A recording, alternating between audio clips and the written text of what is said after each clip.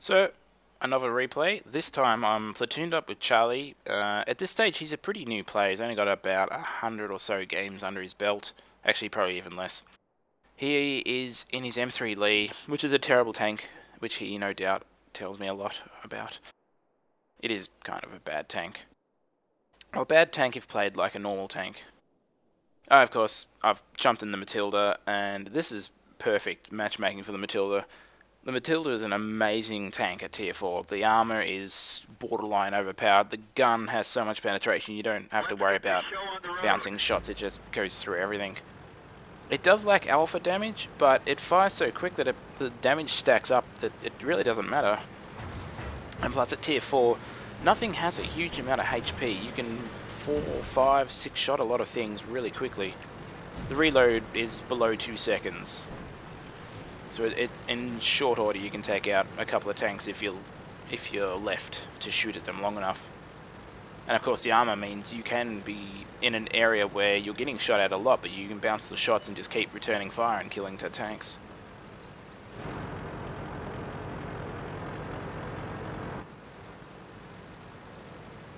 So I'm playing this a bit like a heavy. I'm going to roll into town, push the point in town, and basically just take out the team.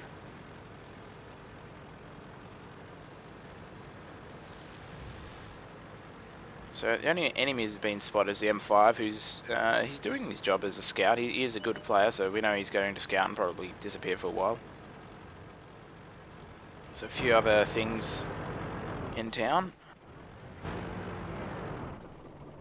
Enemy armor is damaged. There's a 21D, and as well as a BT7.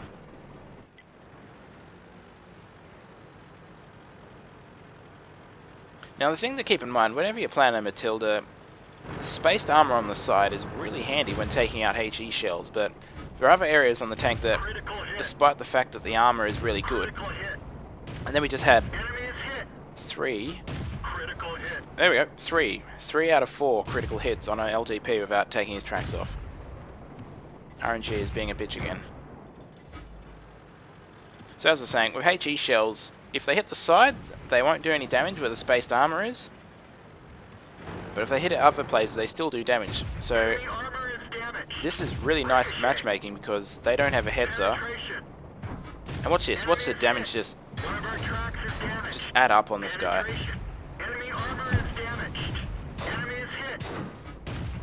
There we go. And you can see the amount of shots I'm bouncing right now.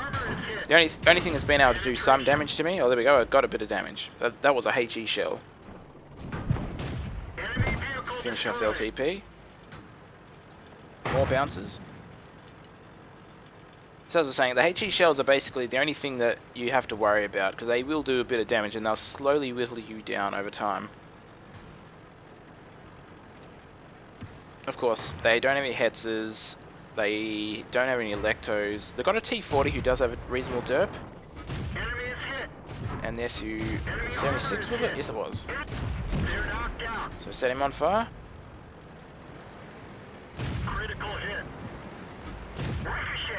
Getting weird ricochets now, so it's time to actually aim on the targets. So this guy, he suddenly realizes he can't really do much about this. And I finish him off. So that's 4 kills, done over 1,000 damage already.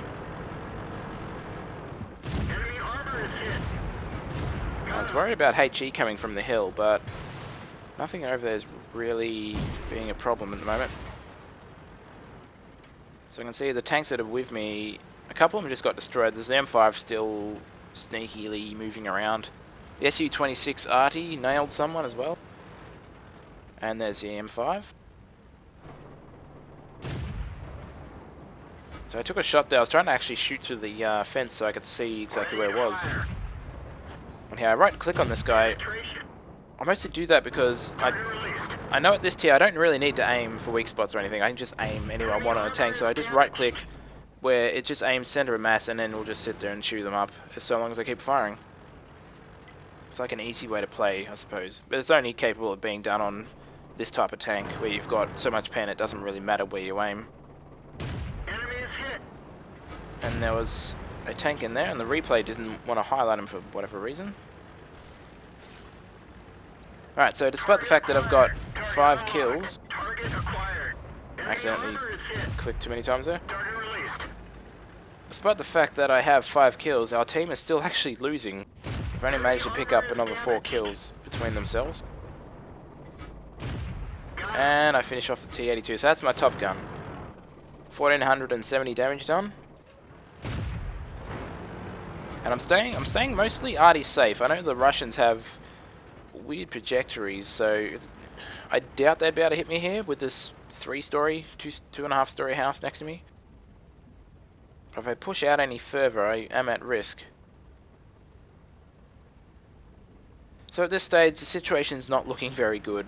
We have, well, we just lost our arty who drowned himself. And that will kind of come in handy later on. You'll see. Ridiculous scumbag arty kills themselves, and now it's just me and Charlie, who ironically account for 7 kills out of a 10 of the team. Thankfully, at this tier, the M3 is not a terrible tank. It's got a good gun. Obviously, it's not on a turret, but the armor is just enough.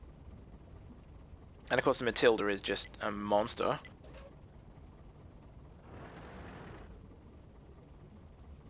So I'm trying to work out what I'm going to do. I've been sitting here for a while. Nothing's really spotted itself. I don't want to have to go driving after tanks because... And I don't want to go too far beyond the cap circle. If they start capping, I need to get back and reset it. So Charlie's going in after the Panzer 3A. Panzer 3A has virtually no armor on his hull. And someone starts capping. Now we knew there was a T-46 and a T-40 coming up from the railway line, so chances are one of them is on the cap and the other one will be somewhere nearby. T-40 does have a derp, and it could potentially one-shot me, but probably not. And I missed that first shot. The velocity of the I'll finish him off. Charlie took a shot there, unfortunately. The velocity of the Long John gun on the Matilda is really, really good. It's, if you've come from using other things at much slower velocities, then it takes a little bit to get used to. You instinctively aim much further ahead of moving tanks than what you really should or really need to. So I'm taking hits from something, so I know something can see me. Could be the 3A or could be the T-40, I'm not really sure.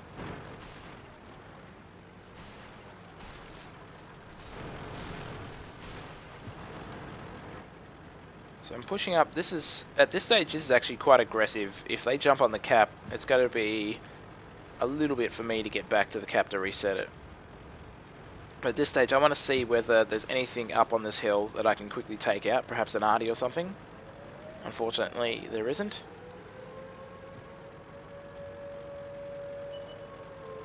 And there's the 3A. And there's the arty, who somehow got it around in the low ground. So, nearly finish him off. He's on 5 HP. A couple of high rolls would have finished him off there.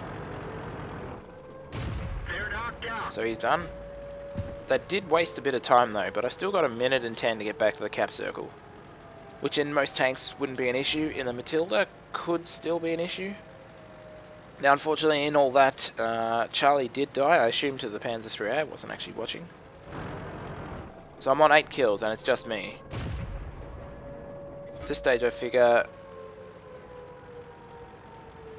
there's not a lot of concealment on the cap circle area. It looks like there's the chassis of the M5 and the T-46. Either of those look like they might be in the cap circle, so you could be hiding behind them.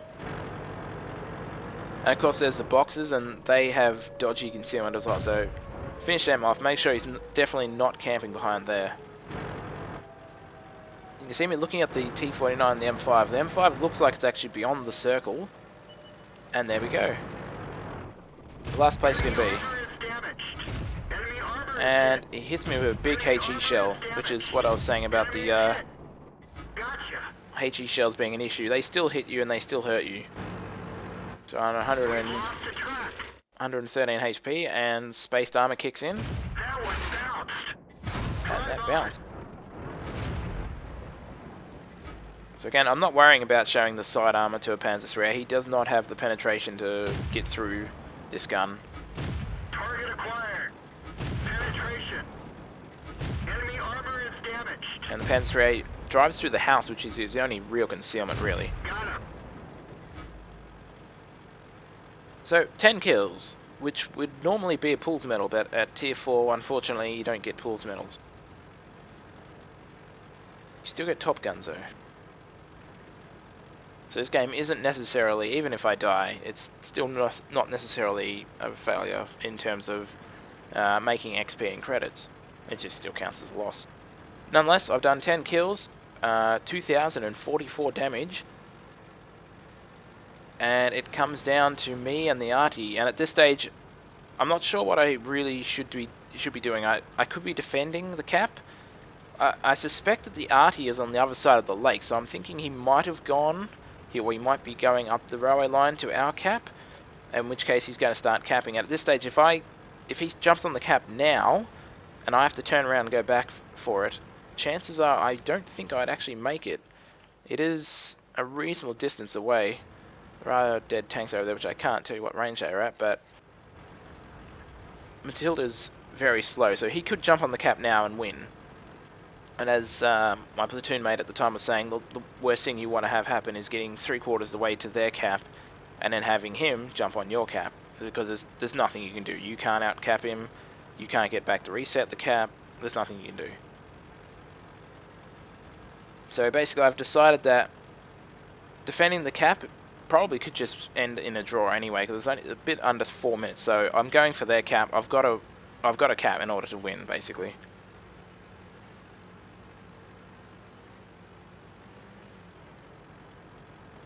Now the good news is that, well, good and bad news is that the Su-26 has 110 HP, and I miss a clutch shot there, but 110 HP, so 2 shots should take him out, really.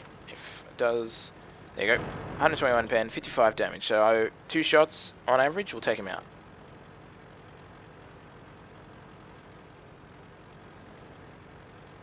Bad news about it is that he's an arty, so he still can do reasonable damage to me. And I get 1 good shot into him. Unfortunately, he's on 61 HP, so that was a low roll.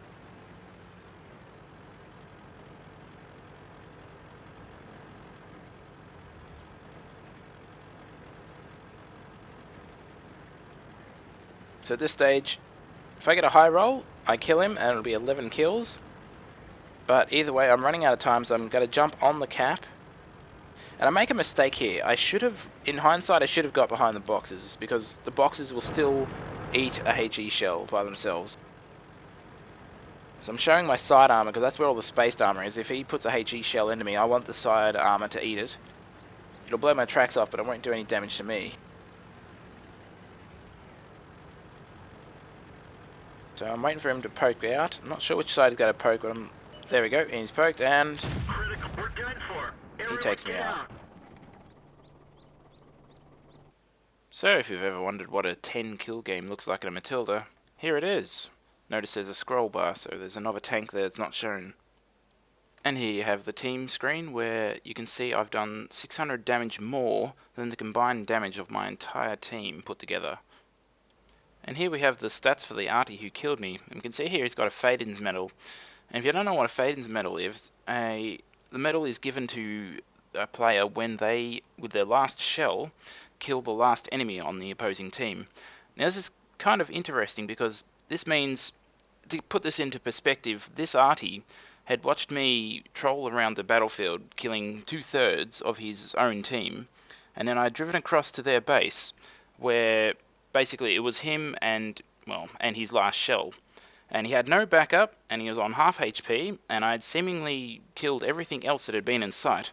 And yet, unlike every other scumbag arty that you always see that in that kind of situation would have just drowned themselves, this arty player actually stuck around and put that last shell of his into my tank and killed me. And for his efforts, not only did he get a win, but he got a very hard to get medal as well. So take a good look, because this is actually a non-scumbag arty player. Well done.